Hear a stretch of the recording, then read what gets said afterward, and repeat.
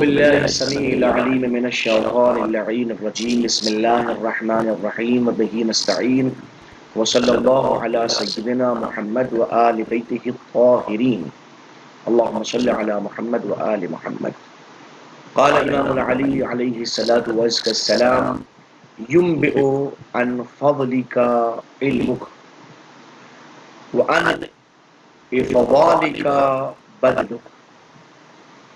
مولانا متقیان حضرت علی ابن ابی طالب علیہ السلام کا ارشاد گرامی ہے جو اپنی جگہ پر علم کی حیثیت کو اچھی طرح سے واضح فرما رہا ہے اور علم کی قدر و قیمت اور اس کی حیثیت ہماری نظروں میں کیا ہونی چاہیے بیان فرما رہے ہیں.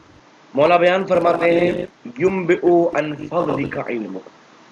آپ کے پاس کتنی فضیلتیں ہیں، کتنے فضائل آپ کے پاس میں ہیں، اس کا بیان لوگوں کے سامنے کون کرے؟ ظاہر ہے کہ ہر انسان کی حیثیت اور فضیلت کو بیان کرنے کے لیے کوئی نہ کوئی تو ہونا چاہیے. آپ کے پاس کون سی فضیلت ہے، اس کا بیان کون کرے گا؟ فرماتا ہے ينبئ فضلك ينبئ عن فضلك علمك. آپ کا علم ہے جو آپ کی فضیلتوں کو دوسروں کے سامنے لے کے آتا ہے. کرے گا عن افضالك بدلك. اور آپ کا مرتبہ کتنا بلند و بالا ہے، یہ اگر لوگوں کے درمیان میں ظاہر ہونا ہے تو وہ آپ کے بدل سے، آپ کے خرچ سے، آپ کی سخاوت سے، آپ کی کرامت سے ظاہر ہوگا. یعنی اگر آپ کسی فقیر کو مانگنے ہوئے فوراً عطا کر رہے ہیں، اس کی ضرورت کا خیال کر رہے ہیں، تو اس کا اظہار آپ کی سخاوت کی بنیاد پر ہوگا.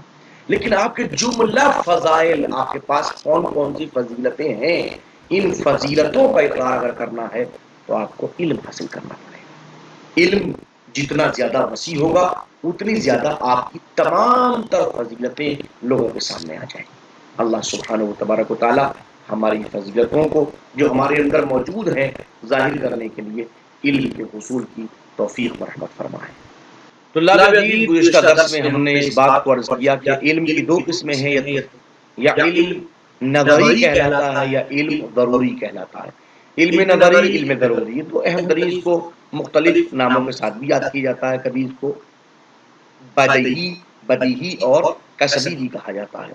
علم ضروری یعنی علم بدیہی، ایسا علم جس کے حصول کے لیے کسی نظر کی، کسی امعان کی، کسی غور و فکر کی ضرورت نہ ہوتی ہو، جو ایک دم سے سامنے آ جائے اور انسان محسوس کر لے اور سمجھ جائے، وہ علم، اس علم کو علم ضروری کہا جاتا ہے. اس کے مقابلے میں علم نظری ہوتا ہے کہ جس کے حصول کے لیے امعان نظر کی ضرورت ہوتی ہے، غور و فکر کی ضرورت ہوتی ہے. تفصیل مکمل درس میں آپ کی گزر چکی ہے. آج ہم درس شروع کر رہے ہیں، اہم ترین فصل ہمارا درس خامس شروع ہو رہا ہے، 5واں درس شروع ہو رہا ہے، بحث دلالت شروع ہو رہی ہے. انشاءاللہ تفصیل کتاب میں آیا چاہتی ہے، اسکرین پہ کتاب موجود ہے، ملاحظہ فرمائیے، اچھی طرح دقت کیجیے، سمجھنے کی کوشش کیجیے. الفصل الثانی مباحث الالفاظ. دوسری فصل جو ہے وہ مباحث الفاظ سے متعلق ہے، اور اس دوسری فصل کے اندر جو ہمارا درس شروع ہو رہا ہے وہ ہو رہا ہے الدرس الخامس. 5واں درس شروع ہو رہا ہے. یہ 4 درس ہم پڑھ چکے ہیں اور آج سے ہمارا 5واں درس شروع ہو رہا ہے. الدلالہ، دلالت کی بحث شروع ہو رہی ہے. دلالت کسے کہتے ہیں، دلالت کے کیا معنی ہیں، دلالت کی کتنی اقسام ہیں، کوئی سخت مسئلہ نہیں ہے، بہت آسان ہے، متوجہ ہونے کی ضرورت ہے. تمہید، جیسا کہ ہمیشہ ہوتا آیا ہے کہ ہر درس سے پہلے مصنف بات کی وضاحت کے لیے تھوڑی سی بات تمہیداً ضرور کہتے ہیں. تو ویسے ہی یہاں پر بھی تمہید کے عنوان سے کچھ باتیں کہہ رہے ہیں تاکہ اگر ابھی تمہید سمجھ میں آ جائے گی تو پھر آگے درس میں کیا ہے تقریباً سب کچھ سمجھ میں آ جائے گا. بحال، آپ کسی حالت میں ہیں. وجدت سیارہ معینہ، آپ نے ایک خاص کار کو دیکھا، ایک کار کو پایا آپ نے. موجود علی جانب منزلک، جہاں گھر کے پاس کھڑی ہوئی ہے. ایک ایسی حالت ہے کہ آپ نے اپنے گھر کے پاس میں ایک کار کھڑی ہوئی دیکھی آپ نے، بس دیکھا آپ نے، صبح ہوتا دروازہ کھولا کار کھڑی ہے، کھڑکی سے کھولی دیکھا نہیں کار کھڑی ہے ایک جگہ.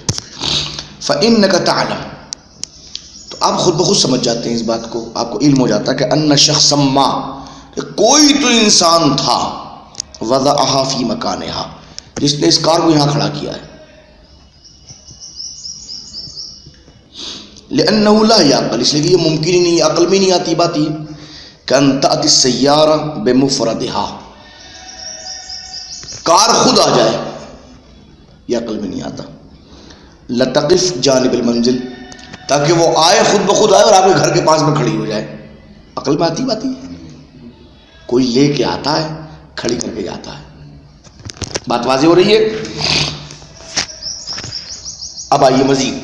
وَإِذَا كُنْتَ تَمُرُّ فِي الشَّارِعِ، یہ تو اپنے گھر میں تھے آپ، اب آپ ایک شارع پہ ایک راستے سے گزر رہے تھے، آپ ایک شارع سے ایک راستے سے گزر رہے تھے.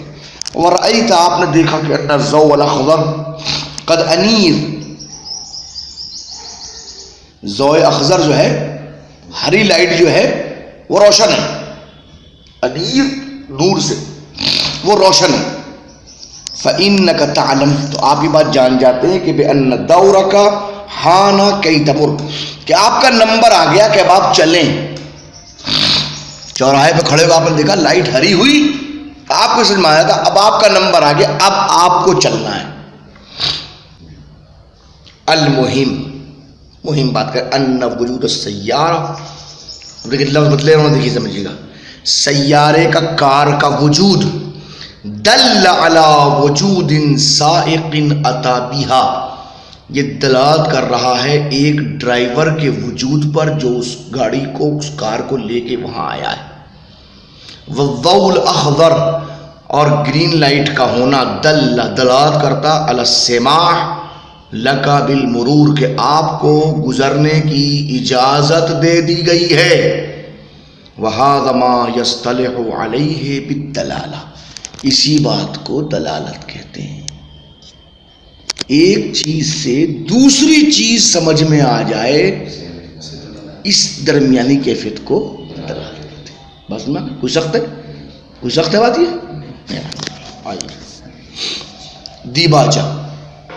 دیباچہ کریں.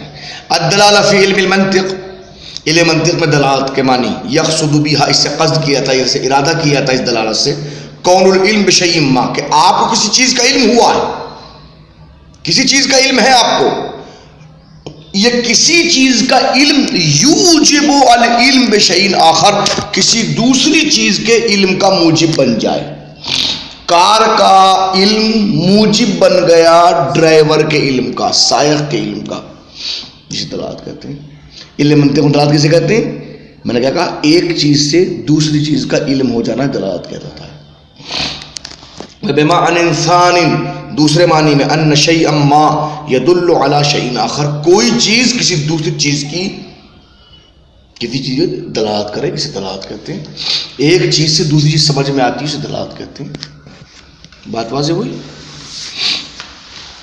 مزید وضاحت کر رہے ہیں. فَإِنَّ سَمِعْتَ رَنِّينَ جَرَسَ الْمَنزِلِ، جس وقت آپ نے گھر کی گھنٹی کی آواز کو سنا، کوئی دروازے پایا، اس نے کیا کام کیا؟ گھنٹی بجائی.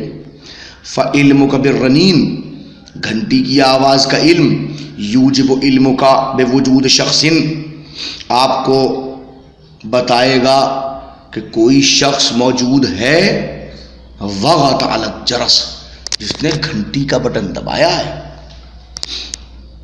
وہ بولی، معلوم ہے کسی کوئی ہے دروازے پہ، اس نے بٹن دبایا ہے. وَبِحَالٍ كَانَ هُنَاكَ وَرَقَ بَيْضَاء، اگرچہ وہاں سفید ورقہ کیوں موجود نہ ہو. وَبَعْدَ فَتْرَةٍ وَجَدْتَ عَلَيْهَا كِتَابًا، تھوڑی دیر کے بعد آپ نے دیکھا وہ سفید ورقہ جو وہاں رکھا ہوا تھا، اس کے اوپر کچھ لکھا ہوا ہے. تھوڑی دیر پہلے میں نے دیکھا بالکل صاف ستھرا رکھا تھا، سفید بالکل، اب آگے دیکھا تو کچھ لکھا ہوا ہے. فَهَذَا يَدُلُّ عَلَى وُجُودِ شَخْصٍ، تو یہ بتائے گا کوئی شخص موجود تھا، كَتَبَ عَلَيْهَا، جس نے اس کے اوپر لکھا ہے. وَهَكَذَا، ایک نہیں ہزاروں مثالیں پیش کرتی ہے ایسی. ایک چیز سے دوسری چیز کا سمجھ میں آنا دلالت کہلاتا ہے. وللدلال اقسام عدیدہ، دلالت کی بہت ساری اقسام ہیں، نفصلها فیما یلی، ہم تفصیل سے اس کو بیان کرتے ہیں۔ الالف، پہلی دلالت، الدلالہ عقلیہ، دلالت عقلی ہوتی ہے۔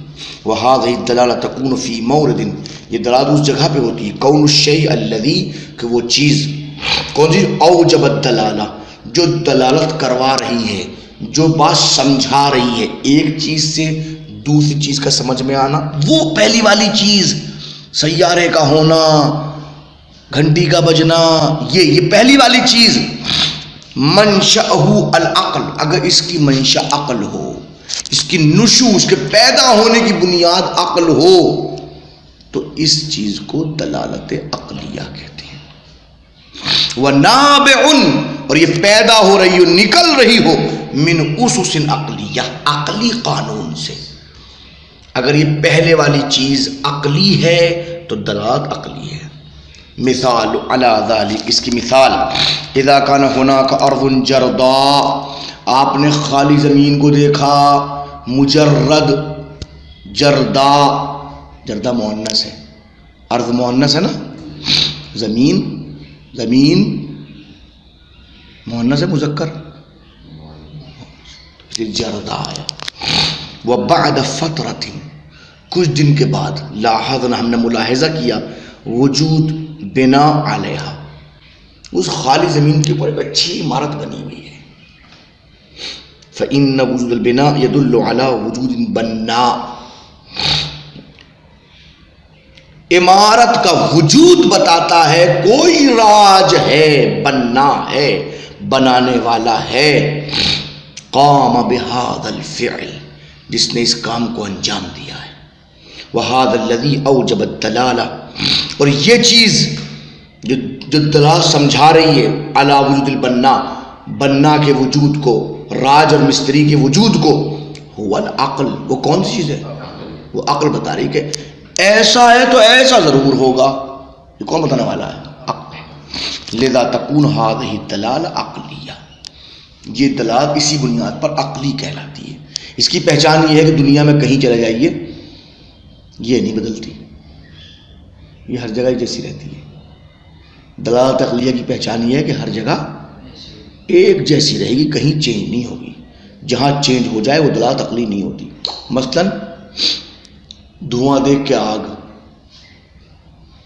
آپ یہاں بیٹھے ہو، دور دھواں اٹھا دے گا، آپ دیکھو رے دھواں، آگ لگ گئی۔ اب اردو بولنے والا بھی کہے گا آگ لگ گئی، عربی بولنے والا بھی کہے گا آگ لگ گئی، افریقہ کا بھی کہے گا آگ لگ گئی، امریکہ کا بھی کہے گا آگ لگ گئی۔ جگہ بدلی، دلالت نہیں بدلتی۔ جہاں جگہ بدلنے سے دلالت نہ بدلے، اس دلالت کو عقلی کہتے ہیں۔ وصلی اللہ علی محمد و آل بیتہ الطاہرین۔